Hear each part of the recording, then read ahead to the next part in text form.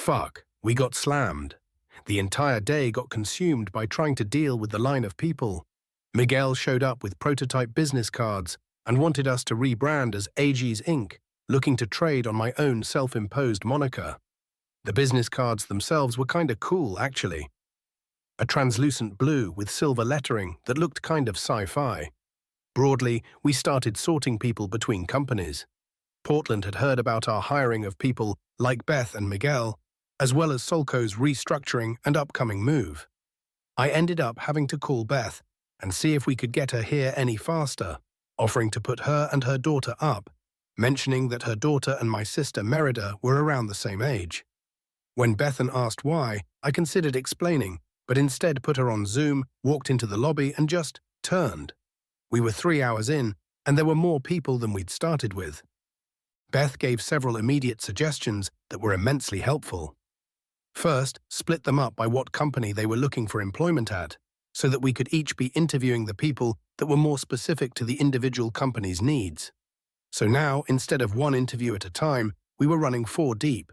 Miguel handled the finance folks, Dad pulled things together for the real estate end, Fred handled the non-profit, with me on game development. We then turned and made Susan an interviewer as well, tasked with building what would be our secretarial pool. Susan opted to start doing working interviews, grabbing those interviewing to help manage the chaos. I quickly developed a simple system for initial weeding. If they started pushing microtransactions, gacha mechanics, or anything akin to loot boxes, that was the end of the interview. I wanted to take my cues from studios like Larian and Paradox Interactive. DLC is fine as long as it enhances and/or deepens gameplay, but the concept of trying to flip gamers over and shake them for the loose change was never going to make it into our company. Pay-to-win and gambling mechanics had no place here. Next, there was skills assessment, and one poor girl was absolutely paranoid about not knowing how to code, but had artwork with her. After getting her some tea to calm down, I explained that artists were needed too, pulling up concept art from games like Final Fantasy, Doom, and other games that had a unique art design. She had skills, but just lacked confidence. That can be worked on. And then, the ultimate frat guy. Couldn't code, didn't do artwork, but strangely enough, when I asked him for ideas for games, he had a ton. Apparently, him and his buddies had done stuff like Fortnite, Call of Duty, and just about every FPS that hit the market. And while he might not know the technical side of video games, his actual level of genre awareness was massive. I didn't quite have the heart to break it to him that at some point he had in fact become an FPS nerd. He had that weird energy of the guy that walks into a room, loudly exclaims, "We're going caving." And despite no one in the room having any prior interest in or knowledge of caving, they would still all find themselves outside a cave in the middle of nowhere, questioning how they got talked into this. I might not know exactly how to use that, but it had its uses. There's an odd tendency I noticed in studying that beginning indie studios tended to focus far too much on technical coding ability. But with my 1%, I didn't need to worry over coding as much. By now, I was crushing my way through C, C++, and C#, the main coding languages used for games, across engines like Unity and Unreal Engine. Neither of them were the most elegant platforms, but it gave users a place to start producing games, and I could always just build my own individual engine, later custom-tailored to my needs. So I focused on the sides of the gaming industry instead: artists, music, sound, QA, the things that it was better if I had more people for. I did hire on some coders, but it was less about technical ability for me, and more about if I could rely on them, and if they would be willing to call me out on stuff. A bunch of yes-men singing the praises of their lead developer had created game studios across the range. Other people also showed up, less for employment and more for advertising their services. Cleaners, food truck operators, it just kept going. We didn't even get out of the office until around 6:30, and I was sitting with this bombed-out expression on my face in Cubo, a Cuban restaurant near the office, Miguel sitting across from me, happily chattering away with Susan about how much ass he was about to kick with the team he'd pulled together. I know I ate. I just don't really remember eating. Swear to God, I'm pretty sure I'd rather fight Reaver again than go through that insane process again. Not that the experience had been a bad one. I'd learned a lot about interviewing, what I needed, and how to look at traits that might not otherwise be considered. Still, Jesus Christ. Tuesday was a bit more of the same, but I got through it faster, and as afternoon rolled around, Dad let me know that the sale on the mall had gone through. It was officially ours, but with the new hires, we would need to hold off on the second mall purchase. It made sense. He didn't want to go too close to the line. Besides, we were now furiously moving forward. I unveiled my initial game idea to my new team, a concoction of Daryl's based off of an old PS1 game called Azure Dreams. It was a combination of dungeon crawler and city builder, well, town builder, but Daryl had found a bunch of stuff that could be added, done better, or expanded on. CJ, aka Frat Guy, put forward that we could probably get started with some quick mobile games to get us started, while we worked on the larger game, and the coders seemed to think it was plausible. By making a bunch of smaller games first, we could get ourselves together as a team, start making some income, and get our names out there in at least some context. Sarah, artist, surprised us by suggesting that we could dovetail the games together, maybe making all of them a section of lore building for the eventual game release. It went surprisingly well, though I knew tensions would arise eventually. I'd seen it in Scouts, I'd seen it at school. Anyone passionate enough to do something creative was going to get creased with each other at some point. Right now, however, we had a firing solution. Dad focused on a smaller, more targeted team. He had come up with an interesting plan. One of the problems of housing costs was, well, houses themselves. This meant mortgages, and plenty of people around Portland had already defaulted on their loans or were in the process of default, and according to Dad, there was an opportunity here. We'd gotten lucky, buying a property in foreclosure when him and Mum were first starting out, and they had then built the home up. The thing was, once a bank forecloses a mortgage, they're really just trying to get the debt off their books, even if they take a loss. What we could do is buy up the bad debt for pennies on the dollar, and for those we could help, restructure the thing as a much more equitable refinance or rent-to-own arrangement. We would still make profit off of the deal, and people that were interested could keep their homes.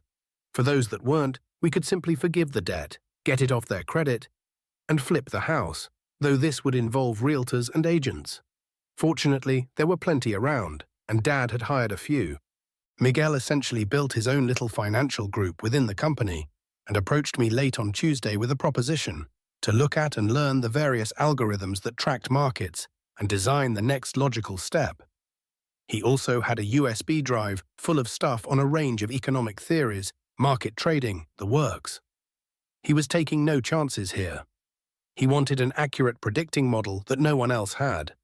While my technical powers could eventually be considered market manipulation past a point, a legitimate computer program that was just accurately collating data did not run afoul of this.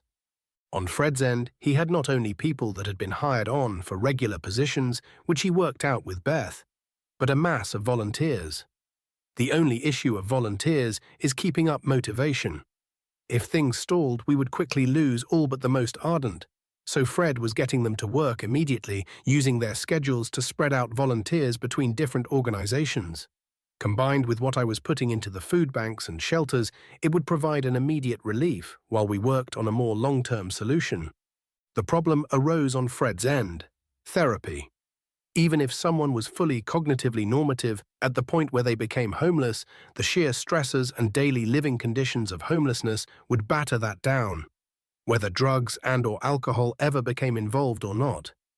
You had to be completely ruthless to survive, even with yourself, and it changed people, to say nothing of those who had become homeless due to addictions or some undiagnosed or untreated mental disorder.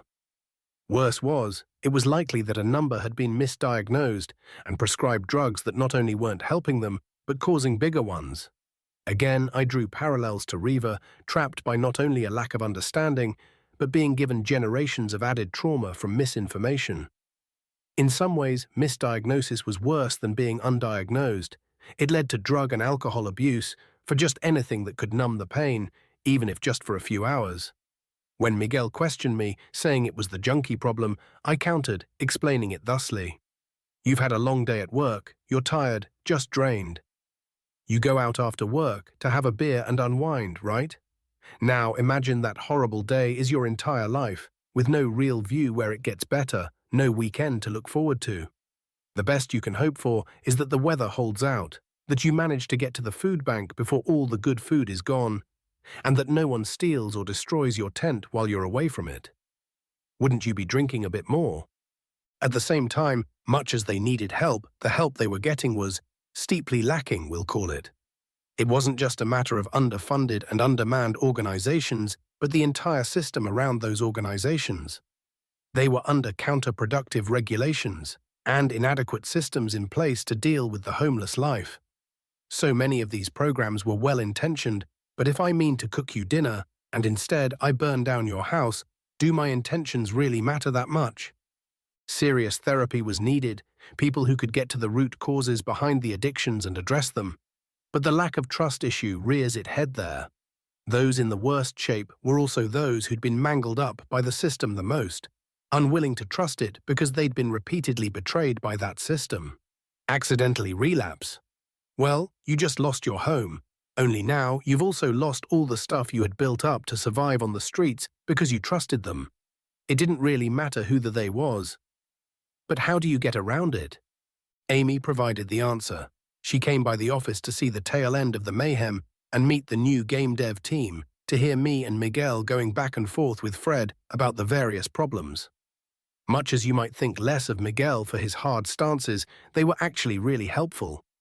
He had the same view most people did, unlike myself and Fred, and I needed those crossed opinions, if for no other reason than to learn to get past them. She was hanging back, just sort of waiting around for us to break up the conversation as she worked on one of the gourmet lollipops a local place carried. Then, suddenly, she clapped her hands like I'd seen her do dozens of times at practice when the girls were getting too caught up. We snapped around. You should hire Anna. I mean, she reads minds, doesn't she? And she works for the government. How much could she really be making? Motherfucker. I grabbed my jacket and me and Amy grabbed an Uber to the HAA, waiting for them to close up, when Anna came out. She saw us and waved. Oh, hey, Marcus, and you must be Amy. So glad to meet you. Did something come up? I mean, yes, but it's pretty tame this time. Do you have a minute? We stopped off at a coffee shop, got drinks and had a seat in the corner. I want to hire you. That startled her. I mean, my services are free for you. No, I mean, I want to hire you for my company. You said you wanted to help, yeah? So here it is. I need a unique therapist for my nonprofit, someone who can reach people in a way no one else can. This is a job offer. I hadn't touched my coffee yet. I didn't want to spare a ton of time on idle chit-chat. Anna breathed, deflating after a moment of hope. That's going to be difficult.